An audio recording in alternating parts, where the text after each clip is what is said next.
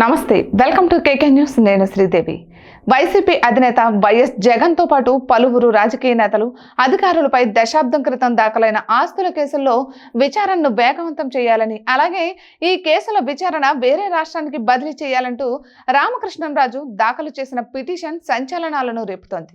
ఈ పిటిషన్ పై స్పందించిన సుప్రీంకోర్టు ఇప్పటివరకు జగన్ ఆస్తుల కేసుల అప్డేట్ ఇవ్వాలని సిబిఐ ఈడీకి ఆదేశాలు ఇచ్చింది। దీంతో ఈ రెండు సంస్థలు తమ నివేదికలను సమర్పించాయి।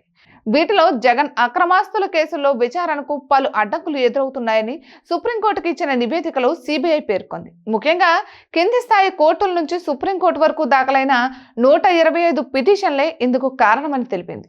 ఇందులో డిశ్చార్జ్ పిటిషన్లే ఎక్కువగా ఉన్నాయి। జగన్ పై నమోదైన 11 కేసుల్లో 120 ఛార్జ్ షీట్లు వేశామని తెలిపిన సిబిఐ 861 మంది సాక్షులుగా ఉన్నట్లు వివరించింది। అలాగే ట్రయల్ కోర్టులో వీటిపై 86 పిటిషన్లు దాఖలయ్యాయని, ఇవన్నీ విచారణకు నోచుకోక పెండింగ్ లో ఉన్నట్లు తెలిపింది। ఇందులో ఒక్క జగన్ దాఖలు చేసిన 11 డిశ్చార్జ్ పిటిషన్లు ఉన్నట్లు తెలిపింది। అలాగే హైకోర్టులో 40 పిటిషన్లు దాఖలైతే వాటిని 27 పెండింగ్ లో ఉన్నట్లు సిబిఐ తెలిపింది। ఇక సుప్రీంకోర్టులో సైతం 15 పిటిషన్లు దాఖలైతే అందులో 12 పెండింగ్ లో ఉన్నట్లు సిబిఐ వివరించింది। దీన్ని బట్టి నిర్ణయం తీసుకోవాలని సుప్రీంకోర్టును సిబిఐ కోరింది।